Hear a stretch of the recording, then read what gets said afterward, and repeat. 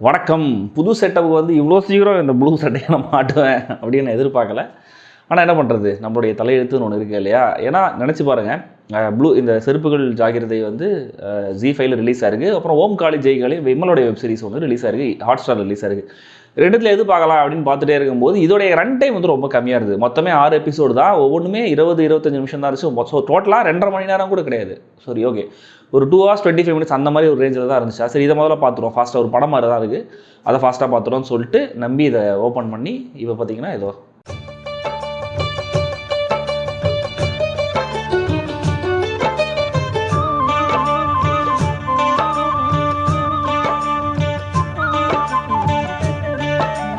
இந்த செருப்புகள் ஜாகிரதை வெப் சீரிஸோடைய கதை என்னன்னு கேட்டிங்கன்னா, ஆரம்பத்திலே ஒரு டைமண்ட் ஸ்மக்லர் மாதிரி ஒருத்தரை காமிக்கிறாங்க. அவரை வந்து போலீஸ் ஃபாலோ பண்ணுறாங்க.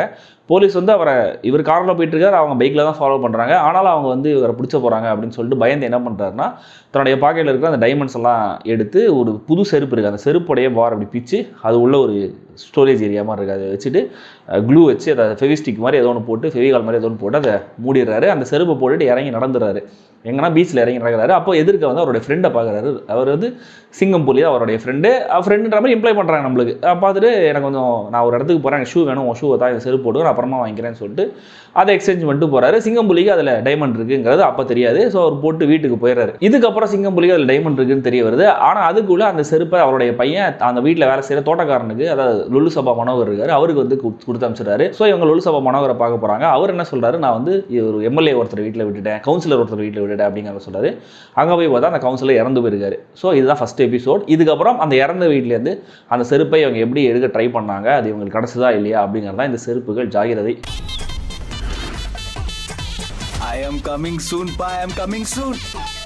சிங்கம் புலி, விவேக் ராஜகோபால், லுலு சபா மனோகர் நிறைய பேர் நடிச்சிருக்கிற இந்த வெப் சீரிஸில் எல்லாருமே ரொம்ப ரொம்ப சுமாராக தான் நடிச்சிருக்காங்க. சிங்கம் புலி டேரக்டருக்கு ஏற்ற மாதிரி அவருடைய பர்ஃபார்மன்ஸ் அவர் கொடுப்பார் போல இருக்குது. ஸோ இந்த வெப் சீரிஸில் வழக்கமாக கோவம் வர மாதிரி காமெடி பண்ணி மற்ற படங்கள்லாம் நம்ம விருப்பது வரலையா, ஸோ அந்த மாதிரியான ஒரு மோடில் தான் நடிச்சிருக்காரு. குறும்புக்கார கதாநாயகனா விவேக் ராஜகோபால் இந்த 6 எபிசோட்லையும் பயங்கர எனர்ஜெட்டிக்காக பயங்கரமாக ஏதோ பிளான் பண்ணுறன்ற மாதிரியான ஒரு கேரக்டர் அவரை கொடுத்துருக்காங்க. அவர் முடிஞ்ச வரையும் அதை கேரி பண்ண ட்ரை பண்ணியிருக்காரு. மற்றபடி கண்டென்ட்டாகவும் சரி, மேக்கிங்காகவும் சரி ரொம்ப ரொம்ப ரொம்ப ரொம்ப சுமாராக தான் இருக்குது. கொஞ்சம் குவக்கியான கேரக்டர்ஸ்லாம் கொண்டு வருவாங்க இல்லையா காமெடி பண்ணுறதுக்காக, அந்த மாதிரி சில குவக்கியான கேரக்டர்ஸ் வச்சிருக்காங்க. ஒரு ஹீரோயின் ஒருத்தங்க, ஹீரோயின் சொல்ல முடியாது, ஒரு ஃபீமேல் கேரக்டர் ஒருத்தங்க இருக்காங்க. அவங்களுக்கு வந்து விக்கல் வரும்போது அவங்க வந்து ஸ்பிளிட் பர்சனாலிட்டி மாதிரி மாறிடுவாங்க. ஸோ அவங்களுக்கு வந்து திடீர்னு வந்து ரொம்ப சீரியஸாக இருப்பாங்க, திடீர்னு ரொம்ப லூஸ் ஹீரோயின் மாதிரி பிஹேவ் பண்ணுவாங்க. அதுக்கப்புறம் இன்னொரு கேரக்டர் வந்து குடிச்சதுக்கப்புறம் இங்கிலீஷ் பேசுகிற ஒரு தமிழ் ப்ரொஃபஸர் கேரக்டர். இன்னொரு எப்பயுமே போல் நம்ம ஒரு கிளிஷேவான குடிகார கேரக்டர் ஒன்று இருக்குது. ஸோ இதெல்லாம் வந்து அட்லீஸ்ட் சும்மா ஐடியாவாக வச்சிருக்காங்க, பிளேஸ் பண்ணியிருக்காங்களே தவிர அதை வச்சு பயங்கரமாக நம்மளை சிரிக்க வச்சிட்டாங்க அப்படின்னா அதெல்லாம் ஒன்றும் இல்லை. அப்சர்ட் காமெடி, சில்லி காமெடி அப்படின்ற மாதிரிலாம் கேட்டகரைஸ் பண்ணுவோம் இல்லையா. இந்த சீரீஸை பொறுத்த வரைக்கும் நான்சென்ஸ் காமெடின்னு வேணால் நம்ம இதை கேட்டகரைஸ் பண்ணலாம். ஏன்னா நடக்கிற விஷயங்கள் எல்லாமே சில்லியாகவும் இல்லை, அபத்தமாகவும் இல்லை, நான்சென்ஸாக தான் இருக்குது. ஸோ அதை பார்த்து நம்மளுக்கு வந்து சிரிப்பு வர மாட்டேங்குது, கோவம் தான் வருது. ஏன்னா அடிப்படையில் இந்த கான்ஃப்ளிக்ட் ஆரம்பமாகிற விதமே பயங்கர அபத்தமாக இருந்துச்சு. அதுவே ரொம்ப கண்ட்ரையோட தான் எழுதி வச்சிருக்காங்க. இந்த மாதிரி ஒரு சூழலை கிரியேட் பண்ணோன்னு அதுக்கு வந்து ரிவர்ஸ் இன்ஜினியரிங் மாதிரி ஒர்க் பண்ணியிருக்காங்க. அது டோட்டலாக ஒர்க் ஆக இல்லை. அட்லீஸ்ட் ஃபர்ஸ்ட் எபிசோடில் கதை வெளியிலலாம் எங்கேயோ போயிட்டு கொஞ்சம் கேரக்டர்ஸ்லாம் அறிமுகப்படுத்திட்டு இந்த சாவு வீடு அப்படிங்கிற மாதிரி வந்து முடிக்கிறாங்க. ஆனால் அங்கேருந்து அடுத்த 5 எபிசோடு முழுக்க அந்த சாவு வீட்டில் மட்டுமே நடக்குது. வெவ்வேறு ஐடியாஸ் எல்லாம் பண்ணி, ஐடியாஸ்ன்னு அதை சொல்லக்கூடாது, அது தப்பான வார்த்தை, ஆனால் இவங்க ஐடியாஸ் நினச்சிக்கிட்டு என்னமோ பண்ணுறாங்க இல்லையா, அதெல்லாம் பண்ணி அதெல்லாம் காமெடின்ற மாதிரி ஏதோ ட்ரை பண்ணி அங்கேருந்து இவங்க வந்து அந்த செருப்பு எடுக்க ட்ரை பண்ணுறாங்க. அது அவ்வளோ காமெடியாக, அது காமெடி இந்த சென்ஸ் அன்இன்டென்ஷனல் காமெடியாக, கோவர மாதிரி காமெடியாக தான் இருந்துச்சு. காமெடி பண்ணணும்னா எல்லாரையும் முட்டாள் கேரக்டர்ஸ் ஆகிடணும் அப்படிங்கிற மாதிரி ஏதோ ஒரு லாஜிக்கை ரொம்ப காலம் முன்னாடி எழுதி வச்சுட்டாங்க போல இருக்கு. அதை இந்த படத்துலையும் அதை இந்த சீரீஸ்லையும் ஃபாலோ பண்ணிட்டு இருக்காங்க. முதல்ல இது ஒரு வெப் சீரிஸுக்கான கண்டென்ட்டானே தெரியல. ஒரு படத்தை எடுத்து முடிச்சுட்டு அதை என்ன பண்ணுறதுன்னு தெரியாமல் 20 நிமிஷமாக கட் பண்ணி சீரிஸாக ரிலீஸ் பண்ணிட்டு இருக்காங்க. இந்த மாதிரியான காமெடி கண்டென்ட்ல லாஜிக்கலாக பெருசாக எதிர்பார்க்கக்கூடாது. ஆனால் பேசிக்காக சில விஷயங்களை ரைட்டிங்கில் ஒழுங்காக பண்ணால் மட்டுமே அந்த காமெடி கூட ஓரளவுக்காவது ஒர்க் ஆகும். என்னன்னா அட்லீஸ்ட் இந்த கேரக்டர்ஸை ப்ராப்பராக செட் பண்ணுறது, சிச்சுவேஷன்ஸை ப்ராப்பராக செட் பண்ணுறது, சரி ஓகே இது ஒரு வேளை இது பாசிபிள் தான் அப்படிங்கிற மாதிரி ஆடியன்ஸை நினைக்க வைக்கிறது. அண்ட் சென்ட்ரல் கேரக்டர்ஸுக்கு ஒன்று இந்த டைமண்ட் கிடைக்கணும், இல்லை கிடைக்கூடாது, ரெண்டுத்துல ஏதாவது ஒரு விஷயத்தை நம்ம ஃபீல் பண்ணி அந்த ரூட் பண்ணுற மாதிரி இருக்கணும்.